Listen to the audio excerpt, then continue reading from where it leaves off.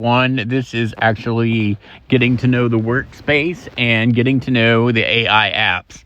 So there's hundreds of AI apps out there, and there's one for everything. I will guarantee you half of the AI apps are out there. You can probably do the same thing in one of these five AI apps that I'm showing to you if you know exactly how to prompt. So we're going to learn what the AI apps are that I'm recommending to you and what their sort of characteristics are. So first one up here is Gemini. This is made by Google. They have Gemini Pro. So that's the newest model. This is for advanced math and code thinking. This is going to be better for so it'll take a little bit longer, but it'll think more and it'll do more research before it comes up with an answer. This is just sort of a quick average.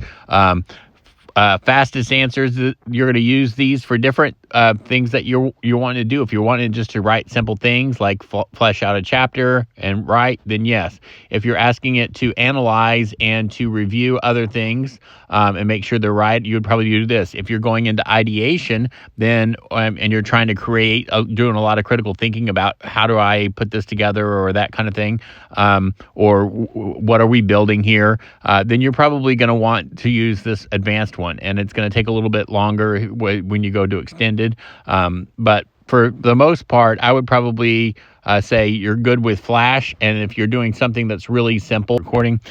So anyways, yeah, so I would probably use something like this unless I knew I was doing something really simple. And then if it's getting into deep thoughts and lots of sort of critical thinking, I would go into that. You'll see that each of them have a different one. Claude is called Opus, Sonnet, and Haiku are the easy ones there. So for Gemini doesn't have projects, but Gemini does have notebooks, and within notebooks you can copy paste things and keep notes and put them in there, and then maybe that helps you with what else it is you're doing. Gemini does have the access to read through your Google Drive if you allow it. And retrieve documents that you are working on together. You have to give it those rights, but you can certainly connect it. And I haven't really done all that too much yet. Most of my stuff lives in here. As you can see, I've got all these chats, and some of these are really long.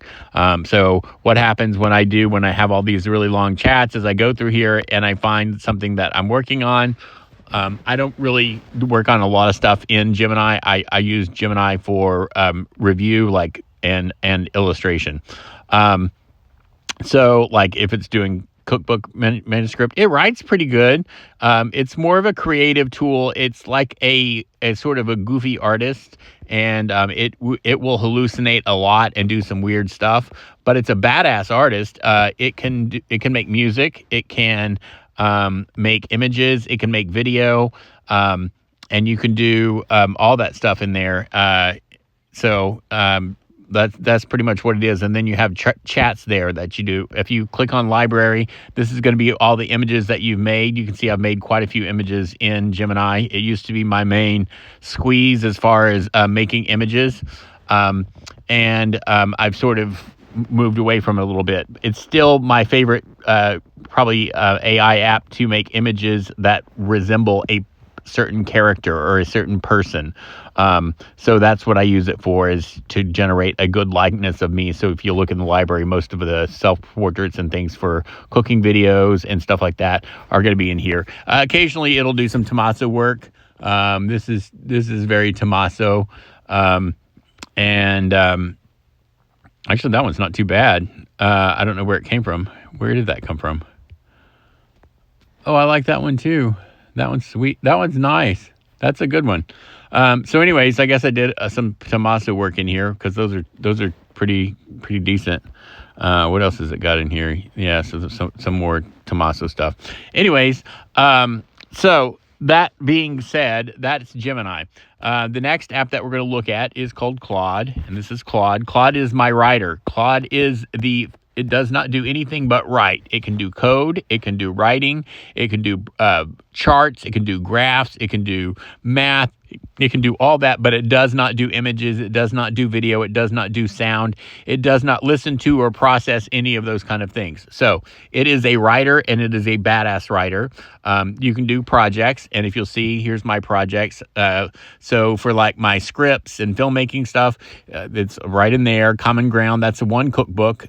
So it has lots of multiple different conversations in there. That one doesn't. But some of them have multiple different conversations in there. Here's What Would Martha Do? There's a couple different conversations where we were working on a book. And so I just put them in there. And what that benefit is that when you put it into a project, then the AI language model, when you're talking to it, it can read all of the conversations that are in that project. When you are working on it down here, let's just say we're down here in Touch and Go Dinners. So here's a chat thread that I have that I make these little dinner recipes, these easy 5-7 ingredient dinner recipes.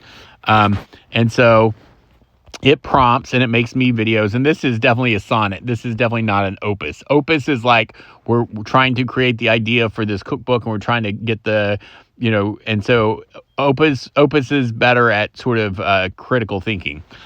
Sonnet is better at producing, and then haiku is just for really quick stuff, So anyways, so that's where you would add those things. You can also have extended thinking, and there's more models. You can go back to older models.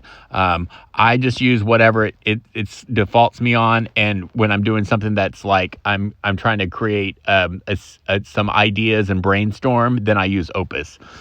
So that's what that is basically. So quick response, more thoughtful, and then critical thinking.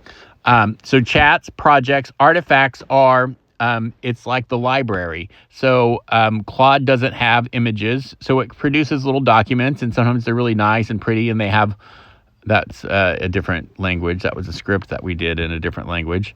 And then this one is, this is from a book that I wrote about pizza chains and places to eat for if you're a vegetarian. So anyways, but that's what it is. It's putting this as chain reaction 2. This is end of chapter 16. Okay. So that's just another book. All right, Dispatch. I don't know exactly what that's. If you want to connect it to your desktop, and if you want to do coding and you want to code some apps or code some stuff, then you can go in there. I don't code at all. It's not my game. So anyways, maybe one day I'll get into it, but it doesn't seem like a fun thing to me, and I don't really know much about it. So, but there's definitely, I am a designer, and so I definitely have some apps that I want to design and stuff like that. These are all chats. When it gets really bad like this, I'll usually come in here and I'll start clicking on these chats, and I'll add them into the conversations or add them into the folders where they belong, or I'll create new folders. So they'll go into projects basically. If I don't really know what it is, then I'll go in here and I'll say,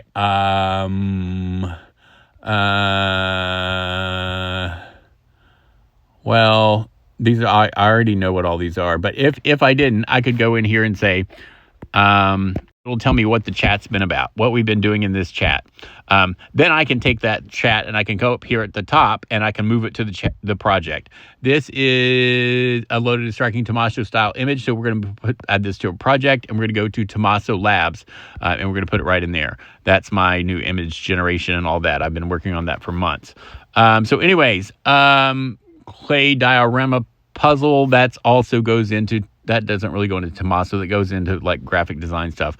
Touch and Go cookbook, so I could put all this stuff into Totally Green, and that would be the bigger folder, but I try to take, you don't get multiple folders. It's not like a desktop where you get to put it in a folder and then put that folder into something. It's basically you get a project and you get all the folders within it.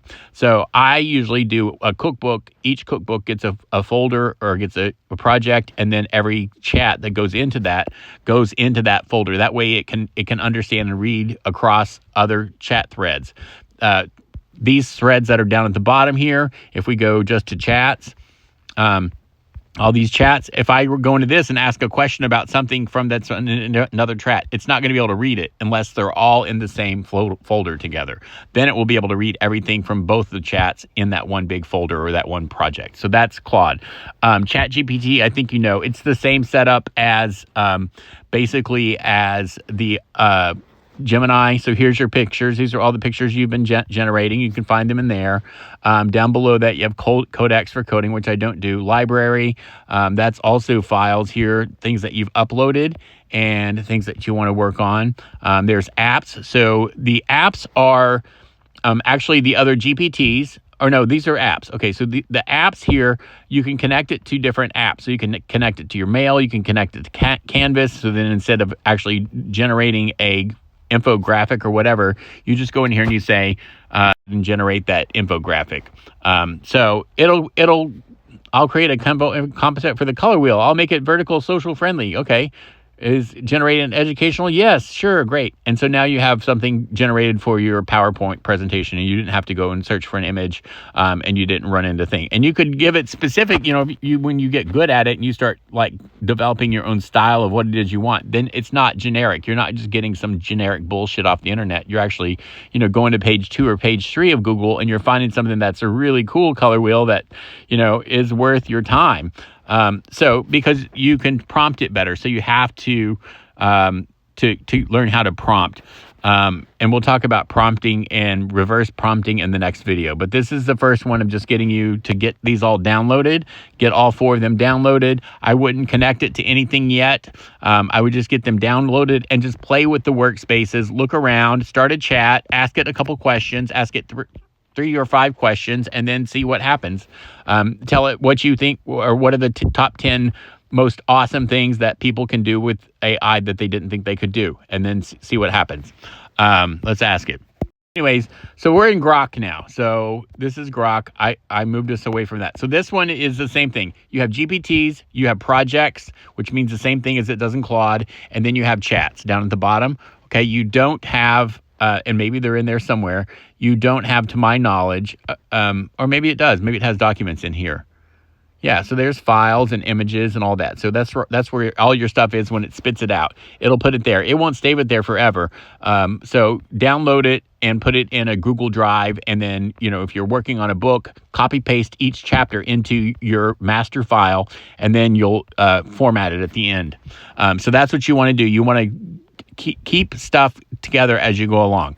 But that's basically the workflow for that one. The only one that's different now is Grok. So you have 4. I want you to have Claude, which is only writing.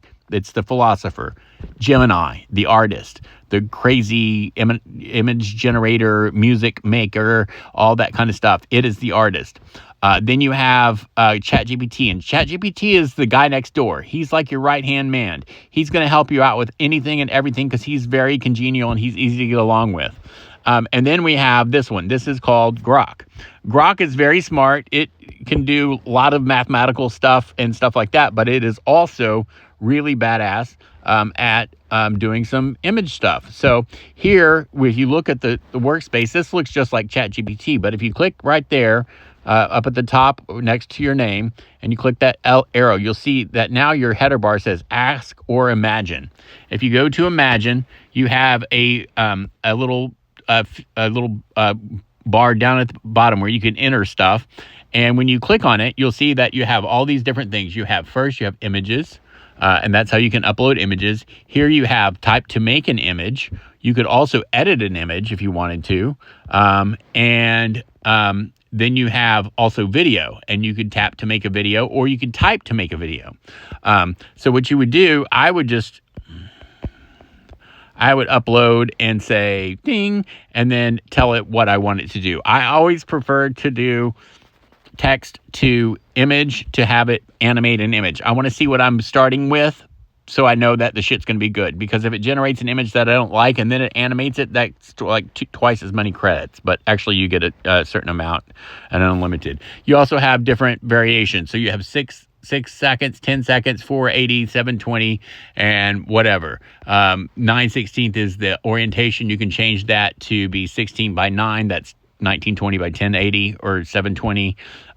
So anyways, but there's different sizes. And so once you do that, it'll make those in that size. So that's that. If you want to see what you're imagining, you also have a database here. Down here at the bottom, when you clicked off that, you see this little circle at the very bottom. If you click on that, now you can see all the animations that I've made in here. You can play them too. There's one. Here's another one. Here's another one. This is clearly a cooking video. And so I animate them for 6 to 10 seconds each. And then I clip them together in iMovie and add my voiceover and all that other stuff. So anyways, that's it. That's your tour of the 4 main AI apps. I hope you enjoyed it. We'll talk with you again soon.